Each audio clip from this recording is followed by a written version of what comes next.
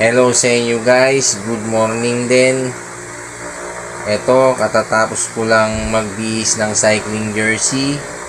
Bale, ang titirahin ko ngayon ay Mount Zion Pilgrim Mountain sa Bugalyon, Pangasinan. Dapat nung nakaraang weekend ko pa ito natira, kaso dahil napasarap ang aking tulog, hindi ako natuloy. Ngayon di rin sana matutuloy, pero napilitan ding ituloy. May aalis din sana dito sa bahay, kaso hindi rin natuloy ang lakad, kaya matutuloy ako. At eto na yan, lalarga na ako at i-prepare ko na ang aking bike. At eto na guys, nakapag-prepare na ako, lalarga na ako, at eto na, nakabuhay na ang ilaw ng aking mga bike. Huwag na natin itong patagalin. Tara na, let's ride out. Tumatakbo na ang oras at mahaba-haba na naman ang aking biyahe. Let's go!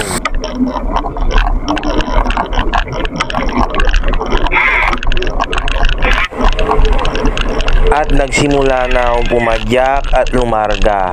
Buti naman natuloy din ang aking planong ito. Dahil nung nakaraan nga napasarap ang aking tulog dahil galing nga ako sa puyatan. Kaya dapat listen to your body rin.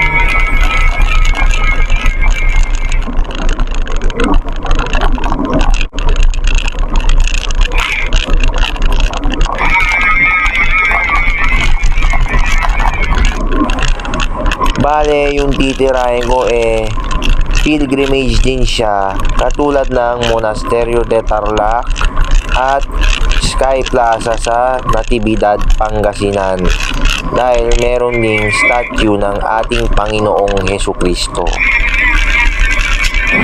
Ayan guys, approaching na ako sa Paniki Tarlac. Bale, kakaliwa ako doon, dire-diretso sa town proper, tapos kaliwa diretso sa Kamiling Tarlac, kasi doon ang daan ng aking destination. Bale, papunta rin siya ng Alaminos, Pangasinan. Bala ko rin yung tirahin kapag mahaba ang time. For the second time ko na pag binalikan ko yun. At papasok na ako sa town proper ng Paniki Tarlac, dahil mas magandang dumaan dito kesa iikot pa ako sa Western Herona na mukhang nakakatakot dumaan doon. Although sa dinaanan ko dito napakaraming madilim na part, kaya buti marami akong ilaw.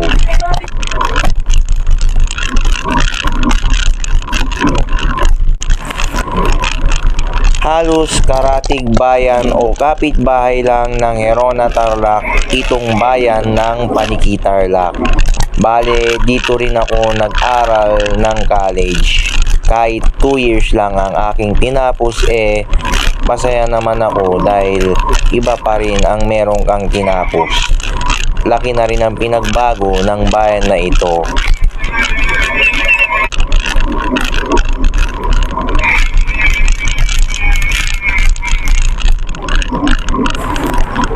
Nakakamiss din pala ang old look ng bayan na ito, pero ganun talaga, lumilipas ang panahon at talagang may nagbabago at kailangan din ang progress tungo sa kaunlaran ng isang municipality or bayan.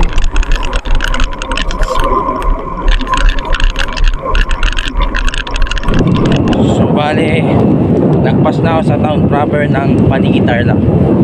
Dire-diretsuhin ko lang ang highway na ito papunta sa bayan ng Kamiling Tarlac, at isang bayan pa ang lalagpasin bago makarating sa probinsya ng Pangasinan, ang San Clemente Tarlac. Focus muna ako sa daan.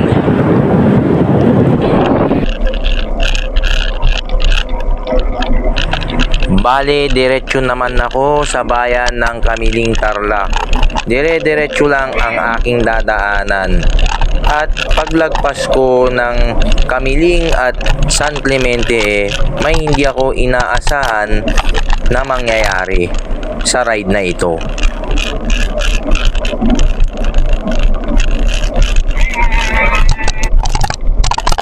Kahit naman napakadilim yung ibang part sa dinadaanan kong ito, napakaluwag naman. So safe na safe ka pa rin kahit nakabike ka lang. At malaki ring tulong ang ilaw na naka-install sa kalsada.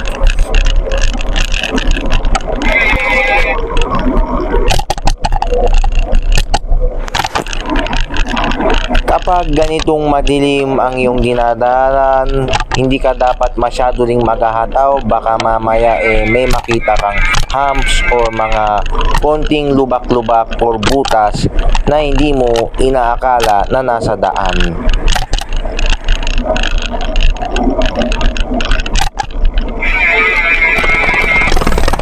May mga ahon at lusong din sa mahabang highway na ito. Ngunit hindi ko rin masyadong kinuwanan dahil hindi rin ako masyadong nagpapahaba ng video. Sinasaktuan ko lamang. Ang mahalaga yung documentary ng isang ride.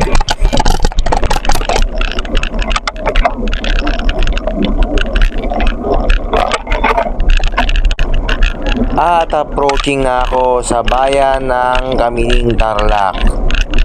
Bale, matatagpuan dito ang bahay ng isa sa mga naging kasintahan ng ating pambansang bayani na sigat Jose Rizal, ang bahay ni Leonor Rivera.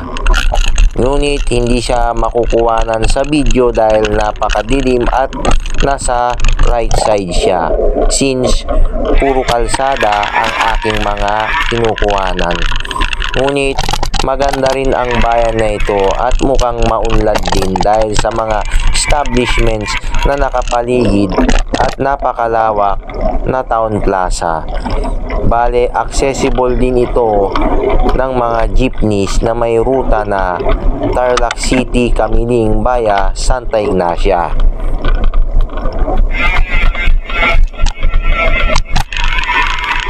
Dito rin ang daan ng mga provincial buses na may biyaheng Western Pangasinan tulad ng Alaminos, Bolinao, Anda at Agno.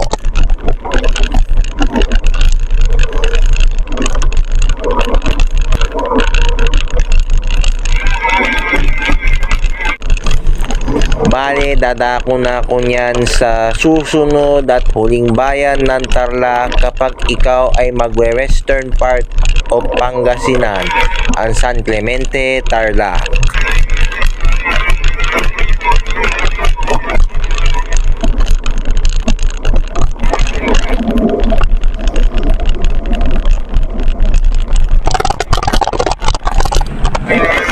At binabaybay ko na ang huling bayan ng Tarlac kapag ikaw ay either didiretso sa Lingayen or kakaliwa sa Alaminos, ang San Clemente, Tarlac.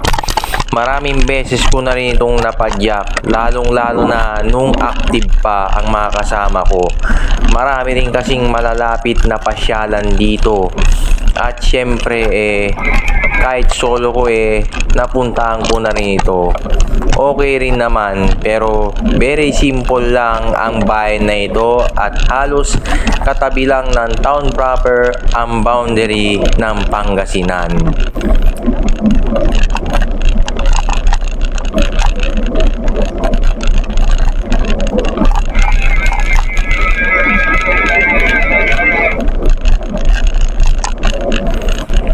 Bagong gawa lang ang tulay na ito.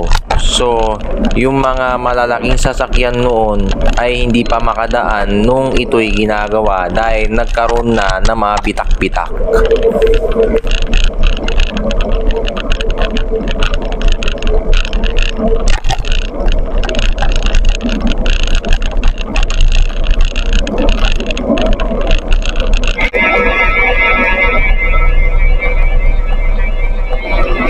Ayan guys, nalagpasan ko na yung dalawang natitirang bayan sa Tarlac, ang Kamiling at San Clemente, Tarlac.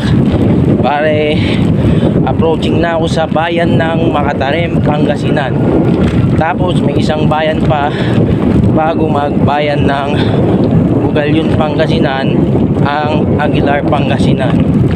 Bale, nasa bayan ng Bugalyon yung main destination ko, kaya dire-diretso pa ito.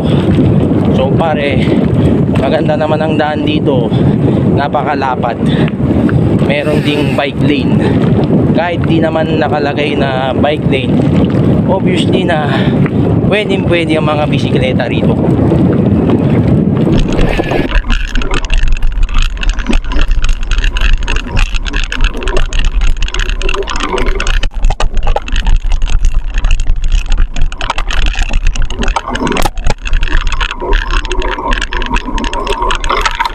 Bago ko makarating dito sa town proper ng Makatarem, Pangasinan, may na-encounter ako na kapwa siklista na naghahanap ng makakasama ngunit wala siyang makasama. So nakita niya ako, ang ginawa niya ay sumunod na lang siya sa akin at sumabit. Gusto niya akong samahan hanggang dun sa aking pupuntahan. Ngunit pagdating ko dito sa bayan ng Makatarem, nagpahinga muna ako at nagmerienda na almusal na rin.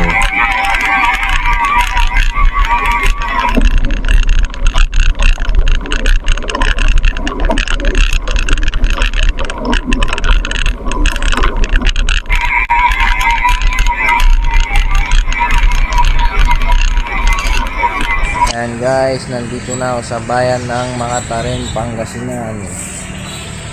Bale, may nakasabay lang akong naka-road bike na matanda. Sabos, stop over lang ako dito sa 7-Eleven dito. The time is 5:35 ng umaga. Sarado yung 7-Eleven guys, kaya dito muna ako sa may burger stand na ito. Kain lang ako sa clip. Total maaga pa naman at isang bahay na lang ang lalagpasin kapag alis ko dito sa Makatarem.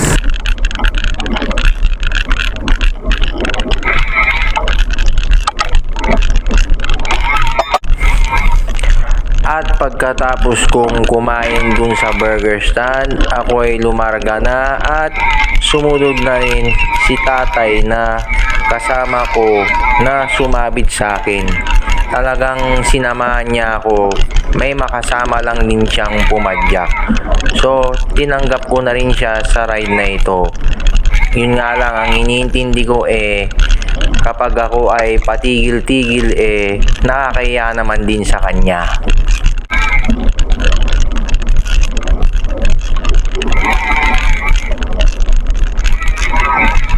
Yan guys, palis na ako ng Makatarem. Bale, may kasama ako.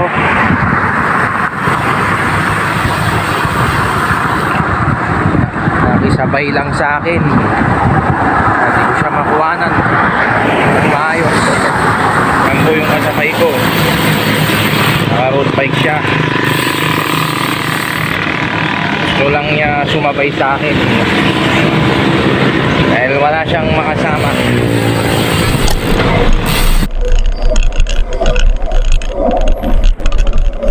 Habang ako rin ay nagbablog, nakapokus lang din ako dito sa kahabaan ng Romulo Highway or Tarlac, Pangasinan Road. Maganda rin siyang daanan dahil napakaluwag ng kalsada. Halos 4 lanes din. So, safe na safe ka rin. Yun lang ingat ka lang minsan sa mga nakahambalang dito sa gilid. At tuloy-tuloy lang din sa pagsunod sa akin si tatay na naka-road bike.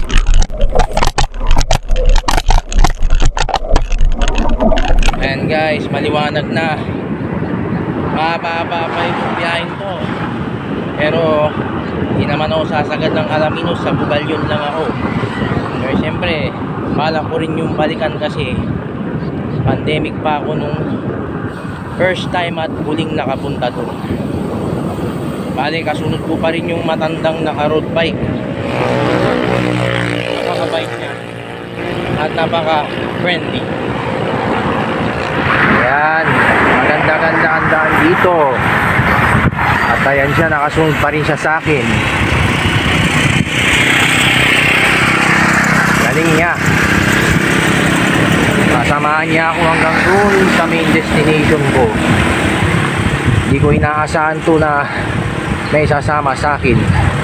Sa tagal-tagal ko na rin nagsusolo ride. Bali, friendly yung si tatay na naka-road bike. Talagang nakikipagkwentuhan siya sa akin habang ako ay nakapokus sa kalsada at habang nagbablog rin. Siyempre, hindi kumpleto ang ride kapag hindi ko ito na-document man lang. Salamat din sa mga nagpayo sa akin kung paano mag-document ng aking mga rides. Tama nga naman sila para meron akong memories.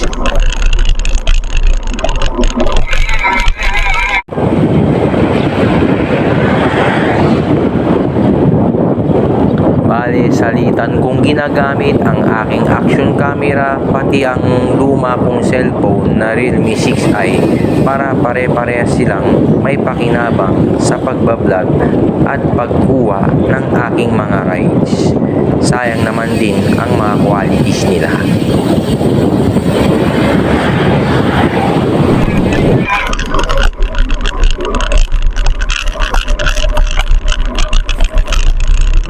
Mahaba-haba ding patag itong Romulo Highway or Tarlac Pangasinan Road.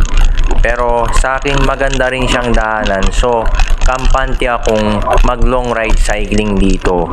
At marami ring magagandang tanawin, lalo na yung mga bulubundukin at mga bukirin. At kapag pupunta ka sa Lingayen puro mga dagat na makikita mo. Pati na rin bandang Labrador at Suwal, Pangasinan.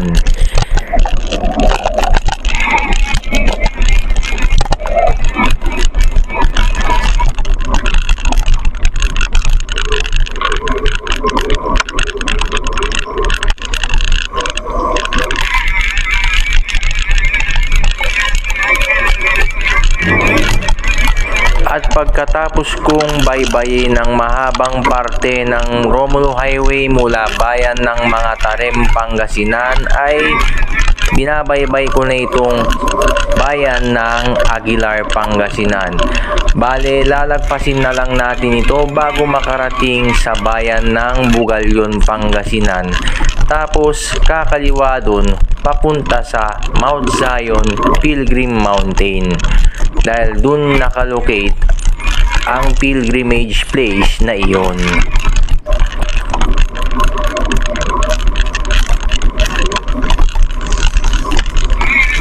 Ganda ng view guys, oh.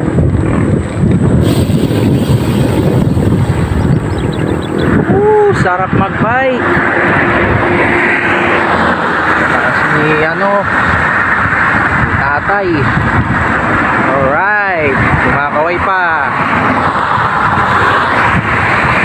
Yan ang road bike niya.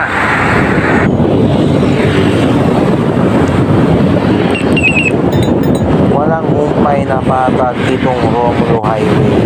Halos tuloy-tuloy lang kami ni tatay sa pagpadyak hanggang makarating kami sa town proper ng Bugalyon, Pangasinan. Dahil malapit na doon ang aking main destination at napaka-adventurous din ng madadaanan mo doon. At may mga dalawang barangay din na lalagpasin mo. Medyo maliblib din kaya dapat doble ingat din.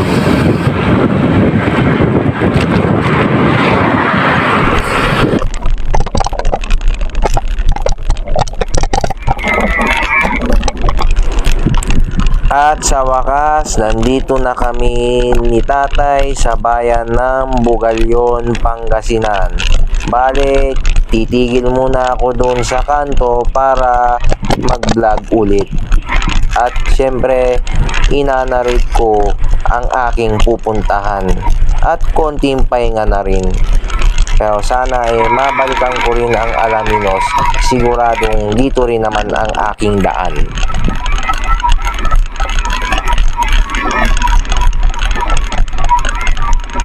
Ayan guys, nandito na ako sa bayan ng Bugalyon, Pangasinan. Yang kanto na yan ang papunta ng Mount Zion Pilgrim Mountain. Bale, nandun si tatay na naka-road bike. Salamat sa kanya at tinuro niya ang daan. Kung mag-isa ko titingin pa ako sa Google Map kung tama ang aking tinataan. Ayan. Bayan na yun. Bale, tatawid ako dahil hinihintay na ako ni tatay. Tara, tuloy ang palya.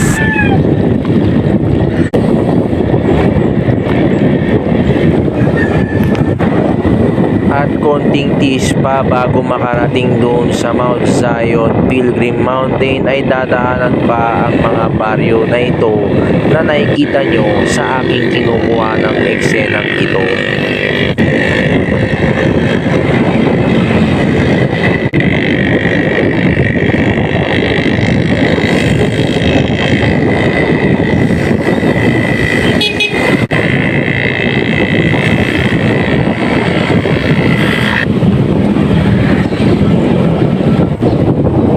Bale, 2 barangay lang ang lalagpasin bago makarating doon. At sa bungad nun ay may mahaba na ahon din, kaya dapat handa rin ang iyong giring.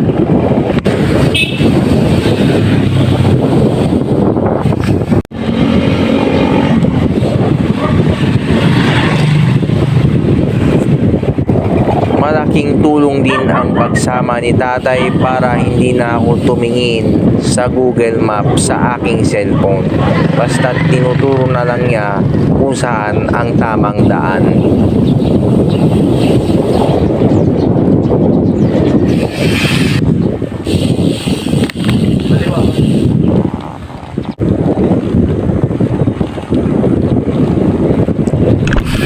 Dito sa barangay na ito nakalocate ang Mount Zion Pilgrim Mountain. Bale, lalagpasin mo lang ito at makakarating ka na dun sa bungad na may ahon. Bale, nasa left side lang mo yun makikita.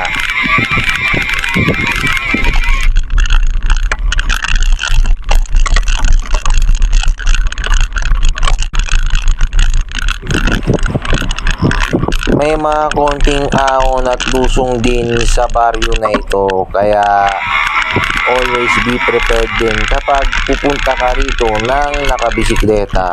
At medyo may malulubak din, pero since mountain bike ang gamit ko, kayang-kaya naman yan. Kaya nga mas prepared ko talaga ang mountain bike sa mga ganitong klase ng ride. Wala naman akong pakialam sa pabilisan, basta't nakakarating ako sa mga lugar na nais kong padyakin.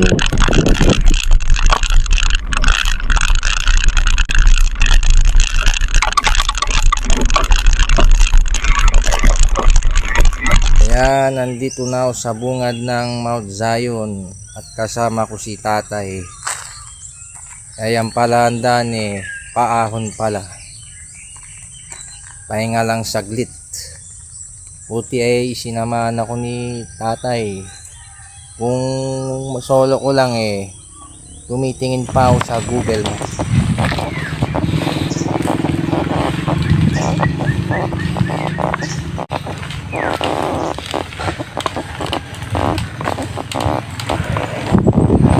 Ayan na, nagsimula na ang aming kalbaryo sa pag-ahon.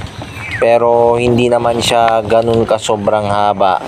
Pero syempre nakaka-enjoy rin ang pag-ahon basta't may exercise ang iyong pangatawan, lalo na yung abdominal part mo. Para ka na rin kasing nagsisit up or nagpo-push up kapag pupunta ka sa mga ahonan.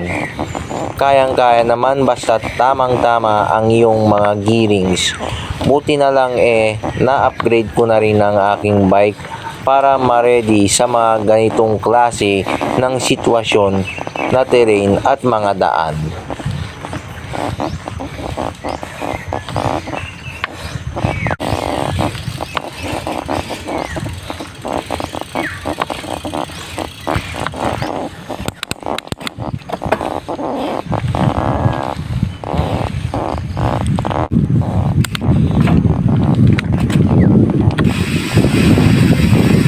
naikumpara ko rin siya sa Monasterio de Tarlac dahil nga sa ahunan na bungad o entrada niya. Paakyat din, ngunit mukha pa ring mas matarik ang nasa Monasterio de Tarlac. Dito kayang-kaya naman at hindi naman nakaka-challenge. Basta't tama lang ang pag-ship mo at tama ang gearing mo. Pero kaya ko lang din naikumpara dahil nga parehong-pareho sila ng bungad. Ahon din ang dadaanan. At higit sa lahat, pilgrimage din kasi na lugar. Kaya ko siya naikumpara sa Monasterio de Tarlac. Balak ko rin yung balikan kapag ako ay may time.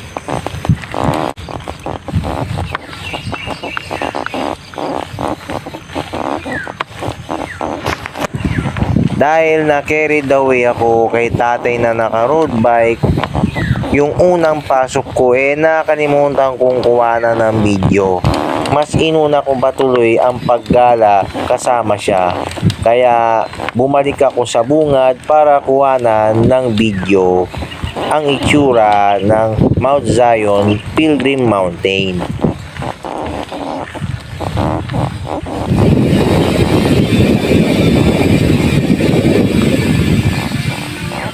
Ayan, dito na tayo sa bungad ng Mount Zion Pilgrim Mountain. Ngayon ko lang na videoan. Naglibot-libot muna ako kasama si tatay. Iniwan ko na muna siya, niyayaan ko muna siyang maglibot. Sabi ng caretaker, dito yung papuntang simbahan at dito naman yung papuntang Rebulto. Galing na ako dyan. Ngayon lang ako nakapag-video dahil na-carried away ako sa pakikisama kay tatay. Well, tatambay muna. At pupuntahan ko muna yung Rebulto bago simbahan.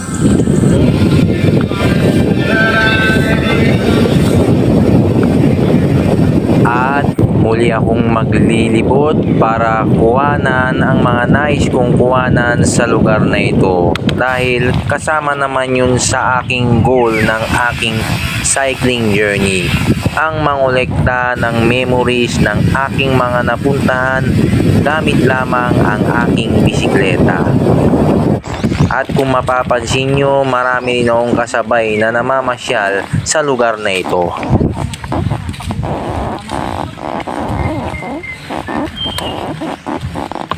Nagtulak na lang ako guys.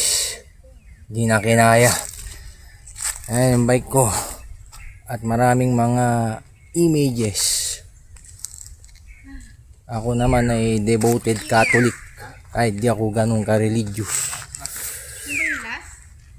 Meron ding mga namamasyal. Katulad ng Monasterio de Tarlac at Sky Plaza bagay din siyang puntahan kapag mahal na araw. Ayan, nandito na ako sa statue ni Jesus Christ or Christ the Redeemer replica dito sa Mount Zion Pilgrim Mountain. Mamaya pupunta naman ako sa may simbahan. Picture muna sa mga stations of the cross. Siyempre maaga pa. The time is 8:46 pa ng umaga. Ang aga nga nakarating Medyo umiwalay muna ako kay tatay. Ewan ko kung iiwanan na niya ako. Aksidente lang naman na nagkita kami pero malaking bagay na rin yun na may nakasalamuha ako na kapwa siklista. Ayan, bago tayo bumaba tingnan muna natin ang view rito. At bago pala pumunta ng simbahan daan muna tayo sa Rebulto yung image ni Mama Mary. Ayan guys, aakyatin ko yan. Magpipicture o magsiselfie lang ako kay Virgin Mother Mary. Ayan bike ko.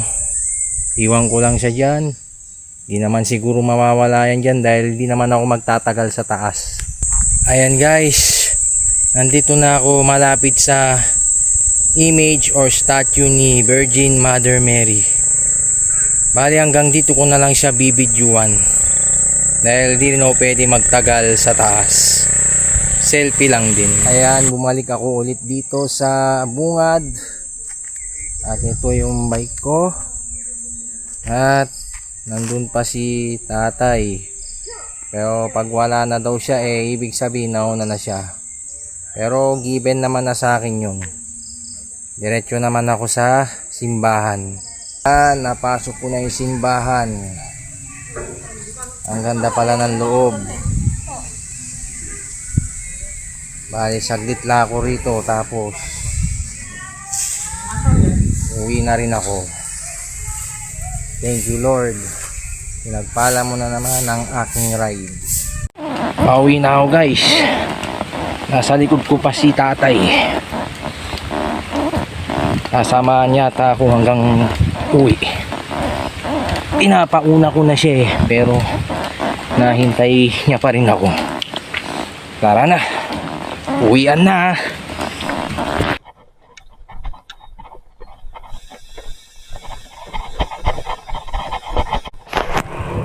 At eto na, nagsimula na akong lumusong mula sa Mount Zion Pilgrim Mountain. Pababa na at babalik na ulit palabas ng Bugalyon, Pangasinan. Bale, si tatay nung pauwi na ako nagkalas na kaming dalawa dahil ako maghanap pa ng kakainan at syempre nag-i-stop over ako para mag-update sa mga mahal sa buhay na ako ay pauwi na. Pero however, nakapag-enjoy naman ako. Malaking bagay din yung may nakasama ka kahit ganito lang. Kahit na hindi siya masyadong nagpakuha for his privacy na rin.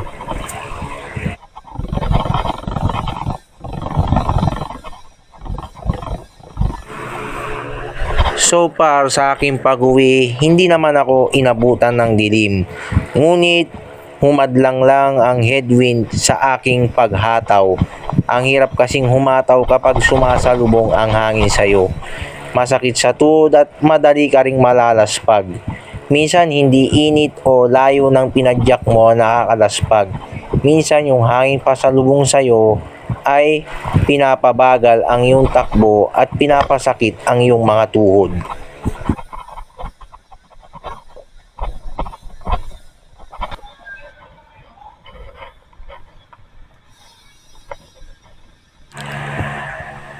At palabas na ako ng town proper ng Bugalyon, Pangasinan.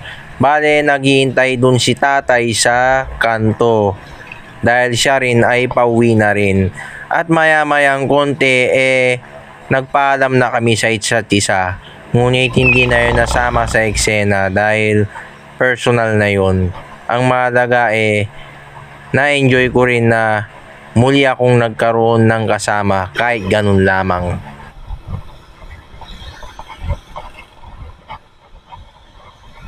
Ayan guys, pinauna ko na si tatay dahil sa mga tarim lang siya para di na rin siya makakabala sa akin. Kasi ako pag napapagod nagpapahinga, nag-stop over para mag-update sa mga mahal sa buhay para alam nila kung nasaan na. At baka pag walang din ang aking sigura kailangan ko kumain para may lakas hanggang makauwi. Tara, tuloy ang padyak. Ayun guys, kain muna ako. Matatagalan ang aking pag-uwi dahil pasalubong yung hangin. Kumbaga headwind. Dito na ako kakain sa nakita kong kainan along the highway. Para dire-diretso na lang mamaya.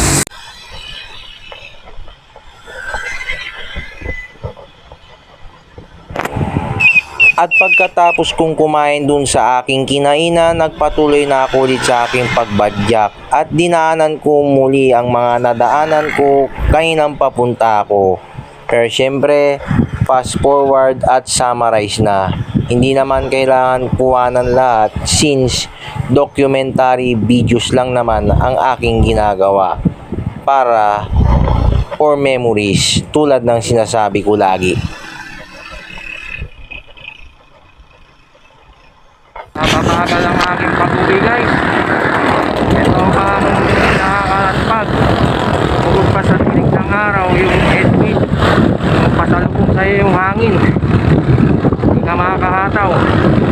mabigat kapag ikaw ay naka high gear.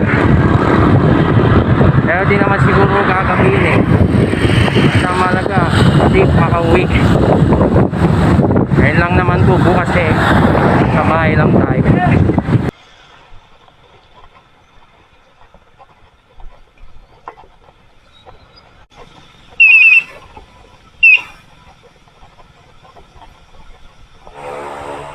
Ang hirap talaga kapag ang hagin ay pasalubog sa'yo, mapapabagal ang iyong pagpadyak at masakit pa sa tuhod at paa. Kaya no choice ka kundi tsatsagayin mo pa rin. Yun lang, babagal ang usad mo sa pagpadyak. Pero ganyan talaga, parte yan ng pagbabike. At paglagpas ko dito sa Bacatareb, bago magbayan ng San Clemente Tarlac, nagpahinga muna ako sa isang gilid ng highway. Siyempre, hindi na ako kumain ulit. Lanat kailangan ko ring magbawas. Lanat ang aking health medyo at risk na dahil 30 na nga kasi ako.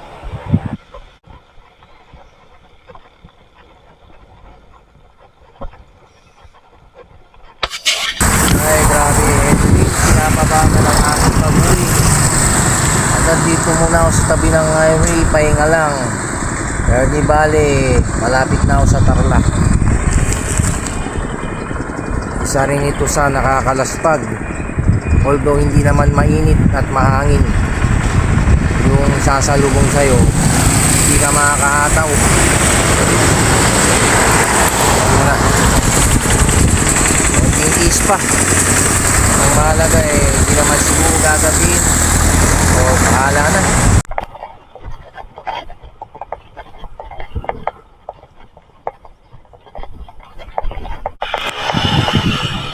At sa wakas, nakabalik na ako sa probinsya ng Tarlac. Nagdadalawang isip ako kung didiretsuhin ko yung dinaanan ko papunta tapos kakanan sa mga baryo. Pero naisip ko dahil nga sa headwind kanan na lang ako tapos dire-diretso sa Santa Ignacia, diretso sa barangay Nambalan, kakaliwa diretso ng Herona Tarlac. Ngunit doon ko na lang tinapos ang aking video.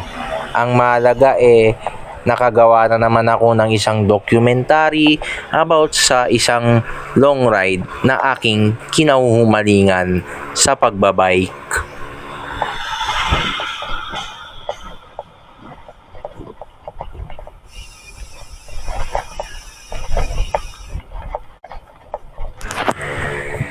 Ang gagandahan lang sa naging ride ko na ito hindi naman masyadong maaraw at hindi naman tirik na talagang parang madidehydrate ka. May hangin din. Ang problema lang talaga pasalubog sa akin. Kaya kumanan ako pa Santa Ignacia dahil nabawasan ang mga sumasalubong na hangin.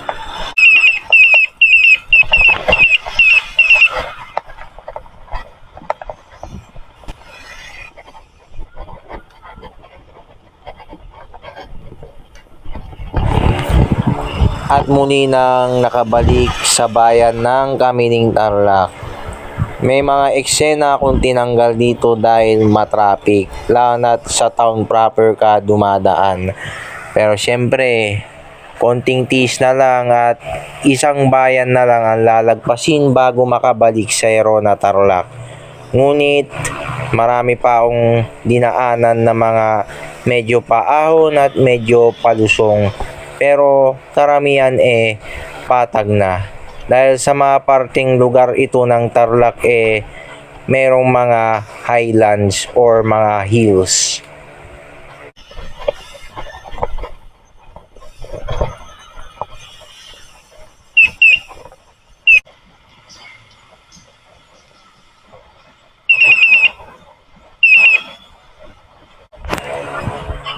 Nakakatuwa lang na may na-encounter akong parada habang ako ay nag-overtake sa eksenang ito. Mukhang mga kabataan siguro, pero hindi ko talaga alam kung ano ang rason ng parada na yan. Basta't ako ay natuwa lang dahil nakakarinig ako ng mga instrumento. At syempre, mas priority ko ang makauwi na sa amin. Dahil lagi namang yun ang dapat iniisip yung safety mula pag-alis hanggang makauwi.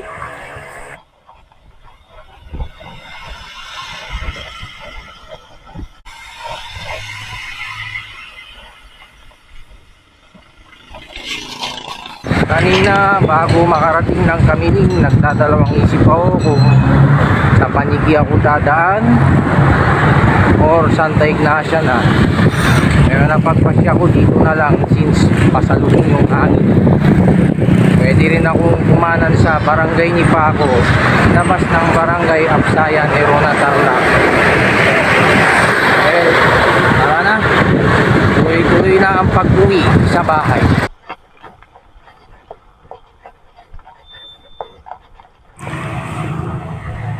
At nandito na ako sa isang crossing kung saan kapag kakanan ka papunta na yan ng Mayantok, Tarlac.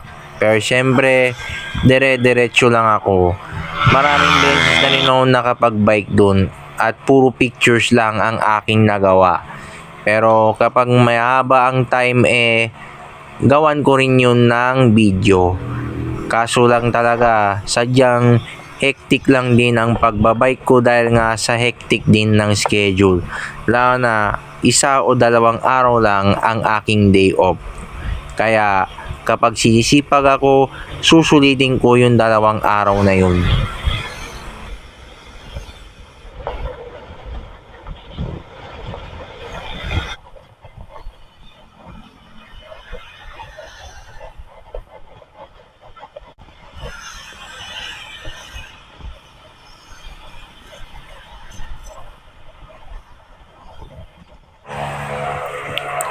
At binabaybay ko na ang bayan ng Santa Ignacia, Tarlac. Bale, ito na ang huling bayan na dadaanan ko bago makauwi sa bayan ng Herona, Tarlac. Bale, kakaliwa ko sa barangay ng Balan at dadaanan ang Western Herona Barangays na may mga ahon at lusong.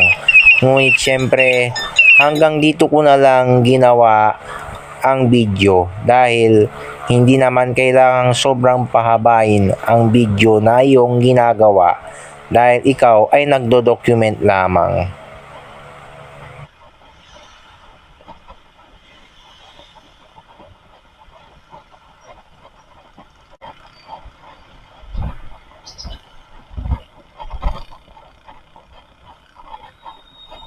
Ayan, nandito na ako sa barangay ng Balan, Santa Ignacia.